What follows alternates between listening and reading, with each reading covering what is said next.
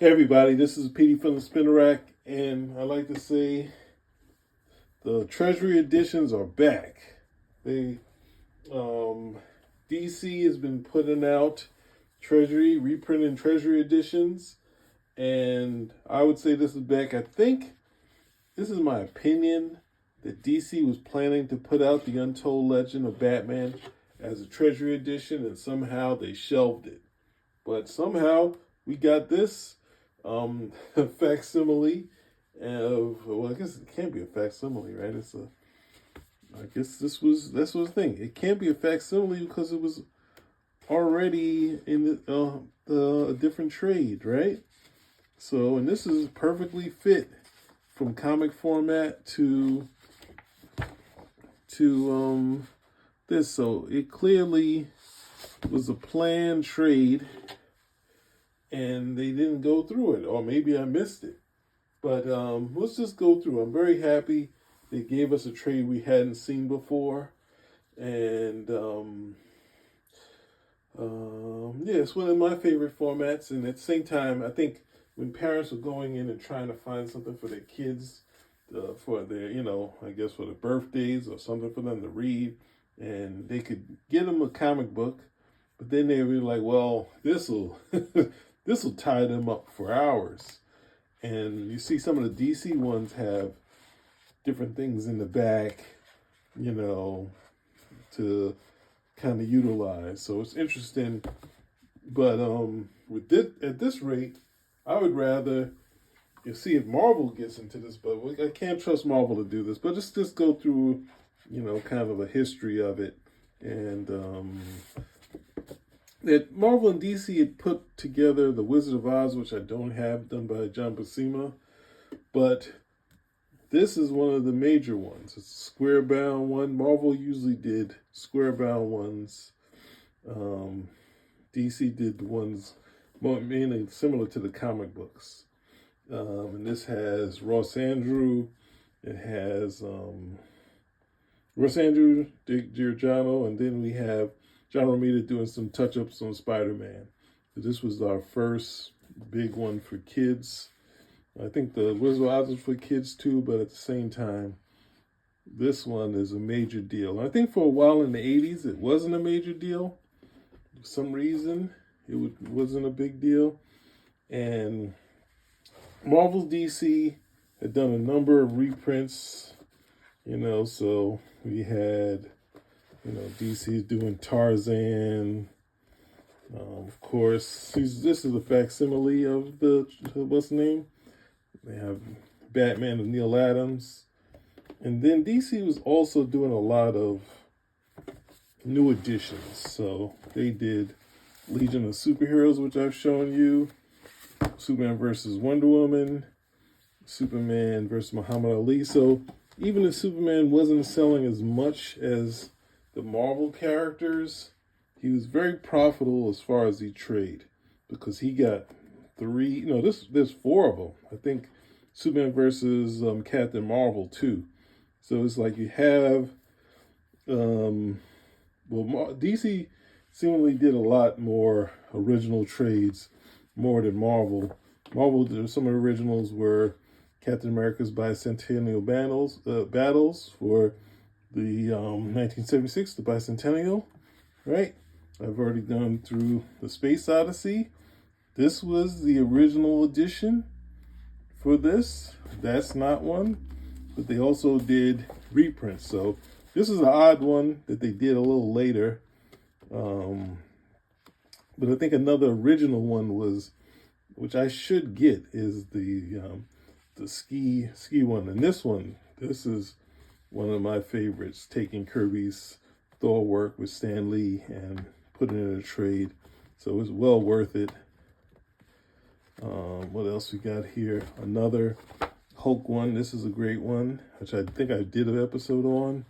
And we have a Conan one with many of the great Conan artists, right? So, but Marvel, I think DC did Batman versus Hulk, which I should have. It's a crime that I don't have it, right? What am I going to do? So I'll keep going. So at some point, when Marvel did the X-Men Teen Titans, they didn't do it in a large version. They did it in a smaller version. And then, do I have any there?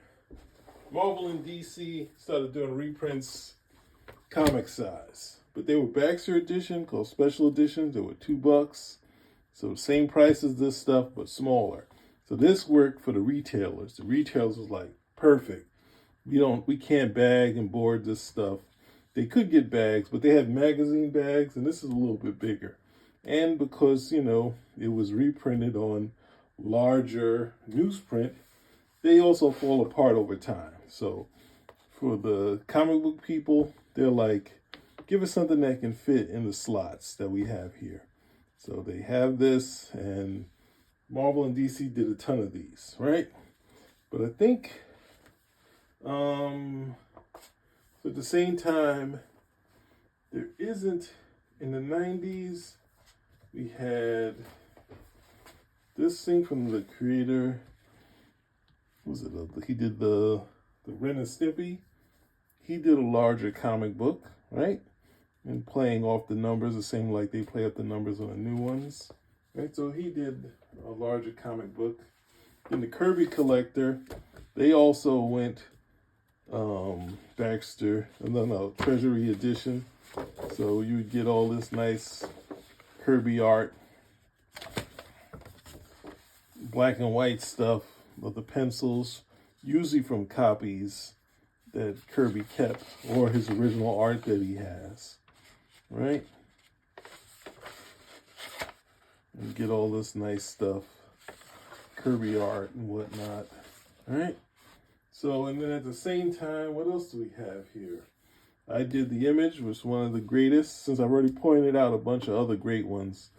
It's kind of tough to say that, but this is a very good one from Image. This is 2014. This is a little too soon for me to point out. So, someone else who went Treasury, of course, is Alex Ross, Peace on Earth. And I think this one is one of the best of this series, right? I think the Batman doesn't work as much because Batman, you can't just kind of do a movie version of it. You need to see, actually have them involved in the story. Commissioner Gordon and Alfred. You want to utilize all the Batman stuff. But just for look alone, Shazam, and then Wonder Woman. These visually are just strong, and it's always fun to have the JLA. So Alex Ross brought back the Treasury again, and then what else we have? IDW. No, actually, in the 90s, from what's that thing? From Daredevil Born Again, and what was the other thing? Batman Year One. We have Dave Mazzucchelli, right? And he did his comic book, Rubber Blanket, his magazine, the largest size book of many different art techniques that he was doing. And I think his childhood art is in here. So I was such a fan of his. It doesn't matter that it didn't look like it. It was just like, just want to see anything that this guy does. Here's his kid stuff, right? So then we have IDW. They did some treasuries. Obviously, you can see the comic book format. They keep it in the comic book format, so it's just a larger comic book, which is great. And it's interesting because Byrne went from, he'd do like 4 to 5 panels a page. And this sort of works really nice in the Treasury, right? But he also does a lot of storytelling, and a lot of panels also work. That's the surprise. In a Treasury format, you think a lot of splash pages would work, but a lot of panels work in this format. So, but then, I already pointed out that DC's been doing these facsimiles, and I was iffy on. I actually bought a bunch of Batman ones. I had the facsimile of smaller size of Superman, so I didn't get the facsimile of the Superman stuff. But then this one came out, and I was like, wow. Like, and maybe I should have a blurb of what Byrne said about what happened on this. I guess I could just say it. Byrne had asked to do this series. He heard from, I guess it was Glynis Wynn, the colorist, that this was happening through her husband, Lane Wynn. And he said he wanted to get on. He talked to the editor. The editor said, it's happening, but we can't afford you. And Byrne was like, doesn't matter. Whatever money you got, I'll do it. So they said, okay. He said, but I have a window. You get this in my window, I can do it. And they were like, okay. And then Byrne said it came 2 months late. It came with notations and pictures from other stories that he would have to piece together like a puzzle, which was less fun than drawing a new story with Len. So he did that. And then the next one was, I think, even later. And then when the editor called him, they said, okay, we got half of the plot to send you. And he said, don't bother. And then DC put out a thing saying that Jim Aparo had to do it, had to redraw this or finish the pencils because, they were just very rough drawings. And then Terry Austin chimed in and said, those are close as detailed as Byrne's X-Men. So yeah, seeing this, being happy to see the format back. I would love to see Man of Steel in this format, since they're doing Superman. They're doing Superman, Superman special with all these Superman books and no Man of Steel republishing. Oh, because we did what's the name? We did what kind of company is DC that you take something that sold 1 million?